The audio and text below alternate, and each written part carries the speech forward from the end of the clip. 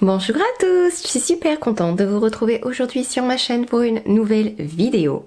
Aujourd'hui, je vais vous parler de deux nouveaux produits qui viennent de sortir chez Sephora, sur internet en général, même si j'avoue que je me suis pris un peu en avance et que je les ai commandés sur Cult Beauty. Bon, ils ont mis pas mal de temps à arriver, mais je les ai reçus avant la sortie française sur Sephora pour pouvoir vous faire cette vidéo. Mais voici les merveilles. Donc il s'agit de la Mini Biba palette accompagnée de la Rose Cheek Duo cream blush et highlighter, donc deux nouveautés qui viennent de sortir et je suis super contente de les tester avec vous en vidéo, donc sans attendre, c'est parti. Aujourd'hui j'ai préparé mon teint. Il y a sur mon visage le nouveau fond de teint de chez L'Oréal.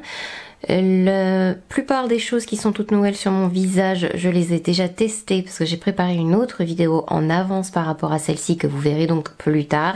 C'est une vidéo première impression sur des nouveautés. Donc, il y a le fond de teint L'Oréal, il y a ma poudre Pat McGrath, il y a mon anti-cerne Dior, il y a mon gel à sourcils de chez NYX, il y a mon crayon à sourcils de chez Maybelline, il y a le bronzer Hoola. Qu'est-ce qu'il y a d'autre? Voilà, c'est tout, c'est déjà pas mal. Et je vais faire mes yeux avec vous et je vais ajouter le blush aussi. Je verrai mes lèvres après. Je ferai certainement avec vous. Mini palette. J'en ai eu plusieurs en ma possession, il ne m'en reste plus qu'une. Une fois en fait elles m'ont échappé des mains et elles se sont éclatées sur le sol. Donc faites attention, elles ne résistent pas. La rencontre avec le sol, c'est pas terrible. Donc voilà. Mais ce sont des palettes que j'aime beaucoup, qui sont abordables et qui sont qualitatives, même par rapport à leurs plus grandes palettes. J'en ai pas trouvé qui m'ont déçu pour le moment. Après, je les ai pas toutes testées, donc voilà. Donc la Mini Biba palette. Alors, j'ai vu pas mal de gens sur internet très surpris, comme pour la Mini Rétro par exemple, qu'elle ne ressemble pas à la version plus grande. Donc la palette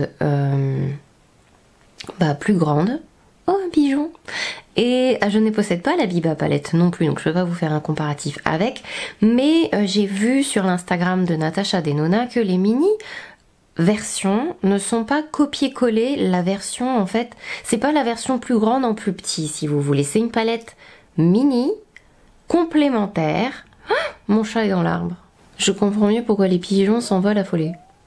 Donc je disais quoi? Ce n'est pas la version miniature de la plus grande. Donc si vous n'avez malheureusement pas forcément les moyens d'acheter la plus grande, surtout que la Biba est très très chère, ce n'est pas en fait la possibilité d'avoir la version mini de c'est copier-coller la plus grande avec des teintes qui se ressemblent, etc.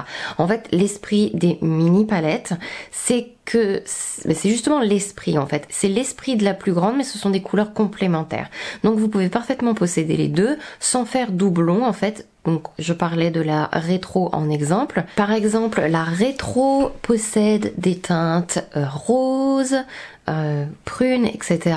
Et la mini rétro possède des teintes vertes. Ça a surpris énormément de monde, mais quand on se rend compte que en fait c'est une palette complémentaire, on peut posséder les deux pour que les deux palettes soient utilisées ensemble, ça fait des teintes en plus. Bien du coup, la mini rétro qui possède des teintes vertes, et bien va parfaitement avec la palette plus grande qui contient des teintes roses. Donc voilà. Je ne possède pas la Biba, mais je vais mettre une photo quelque part par là. La Biba possède des teintes neutres. Et la Mini Biba que nous avons là, les oiseaux sont pas contents. Mon chat est en train de leur faire peur, mais quel monstre! Les oiseaux lui crient dessus. Ben oui, forcément. Séquence National Geographic. Donc elle possède des teintes magnifiques, mais un peu pêche. Donc voilà, ne soyez pas surpris, c'est pour complimenter. Je vais vous swatcher déjà les... Ça c'est les 3 fards mat, ils sont magnifiques, tellement doux sous les doigts, là je vous dis pas. J'adore les fards Natasha Denona. Après on aime ou on n'aime pas, on a tous des préférences de formulation, etc. Pourquoi j'ai fait les deux doigts opposés? Moi n'importe quoi. Donc du coup c'est ces deux là. Qu'est-ce que j'ai foutu dans mes swatchs?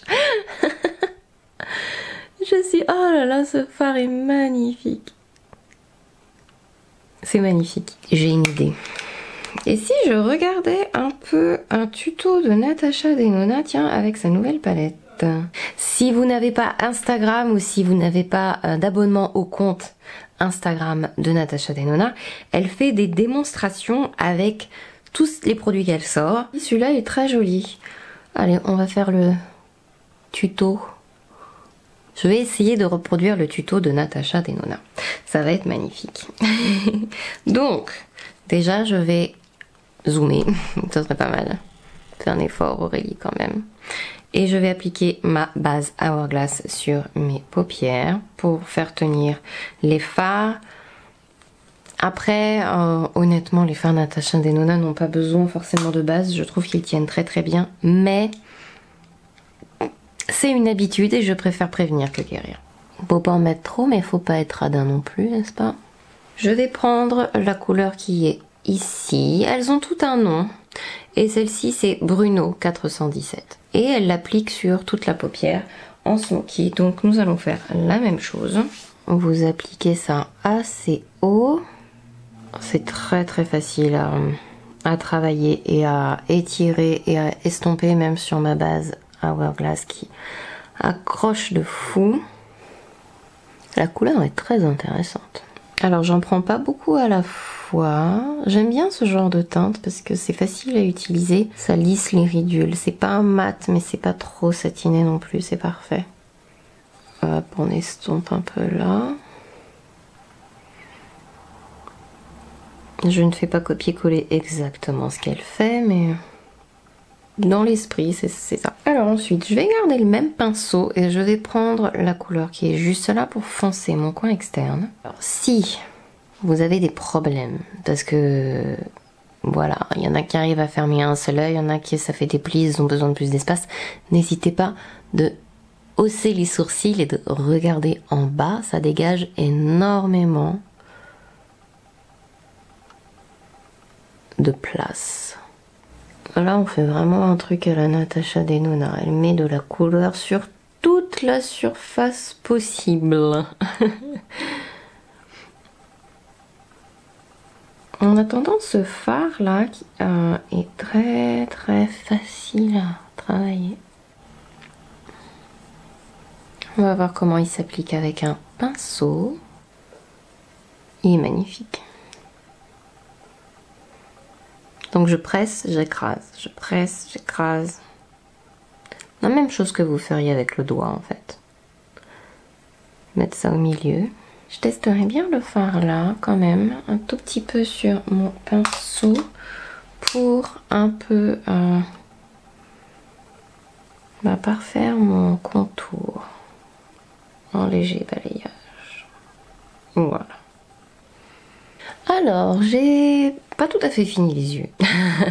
Je vais mascara, tout ça, eyeliner, je sais pas ce que vous en pensez. Est-ce que je mets un eyeliner? Non, je vais utiliser, je pense le fard mat. M'en servir comme un trait d'eyeliner avec mon petit pinceau. En mettre un peu là. Vraiment sur le coin externe pour connecter. Bon, je vais finir les yeux. Je vais mettre des faux cils, je pense. J'ai très envie. Je pense que ça serait très joli avec bien fumé là. Et voilà, c'est déjà pas mal.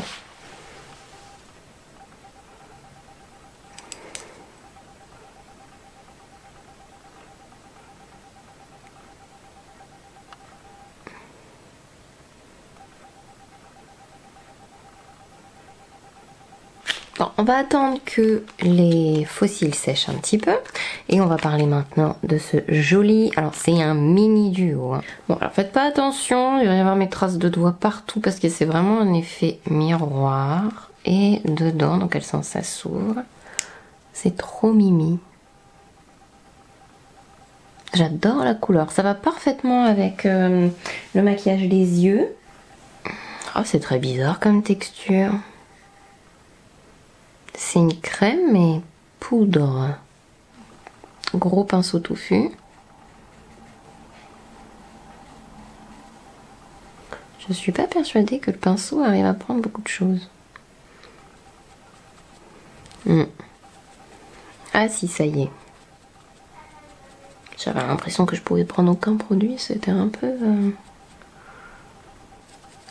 Oh, j'ai quelques chutes quand même, je viens de m'en apercevoir. En regardant bien de près. Bon, c'est pas catastrophique, mais du coup faites attention quand vous... Les fards sont très moelleux, hein, donc c'est pas non plus hyper surprenant, mais on va estomper. Alors j'aime bien la couleur, mais au début c'est très difficile à prélever sur le pinceau, ça va beaucoup mieux. Le résultat est assez subtil, il faut en mettre pas mal, hein. Mais j'ai l'impression que ça fait un peu ressortir la texture. C'est pas ma formulation de crème favorite. Qu'est-ce que vous en pensez? On va passer maintenant à l'highlighter, qui a l'air d'être un poudre classique. Oh, il a l'air foncé, j'ai peur. Il est trop foncé pour moi, bon tant pis. Et il fait aussi un peu ressortir la texture quand même. Oh, il y a pire quand même, il y a pire. Bon, c'est pas mon préféré, mais c'est pas le pire. La couleur est un peu foncée. Quand je tourne la tête, je vois un peu une ombre. Ce sera dans la prochaine vidéo nouveauté, promis, mais je trouve qu'il ira parfaitement avec. Je vous mets les produits en barre d'infos, tout ce que j'ai utilisé sur mon visage aujourd'hui de toute façon, mais promis, j'en parlerai plus dans une prochaine vidéo de toutes ces petites merveilles.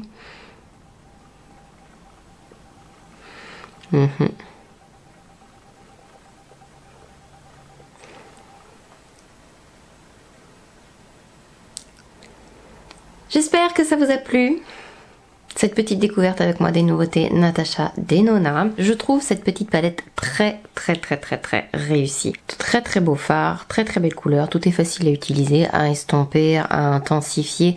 Je pense que vous pouvez faire un beau maquillage, peu importe votre couleur de peau, avec cette palette. Le fard brillant est magnifique. Bien sûr, il faut aimer les sous-tons pêche. C'est pas mal du tout, je trouve, parce que de beaux pêches comme ça, mine de rien, on n'en a pas souvent. C'est soit un peu trop orangé, soit... je trouve les tonalités très jolies et j'aime beaucoup l'harmonie de cette palette. Ça me donne envie d'acheter la Biba. Bah, il faut bien qu'elle ait sa grande sœur. Alors, pour la palette de blush et d'highlighter, un tout petit peu plus de réserve. Peut-être... alors là... Oh. Maintenant que ça s'est posé un petit peu, avec un petit peu de temps sur mon visage, je trouve le blush un peu plus joli. Il est très discret en fait. J'avais un peu poudré mon teint, donc à voir s'il faut pas plutôt appliquer le blush vraiment sur le fond de teint ou la peau, juste la peau nue peut-être même.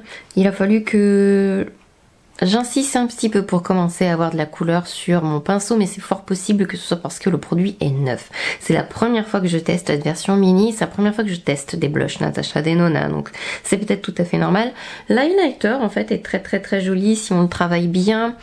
Si on le travaille pas assez, je trouve qu'il se voit beaucoup et ça fait ressortir la texture parce que les particules sont quand même pas aussi fine que ce que j'aime dans un highlighter.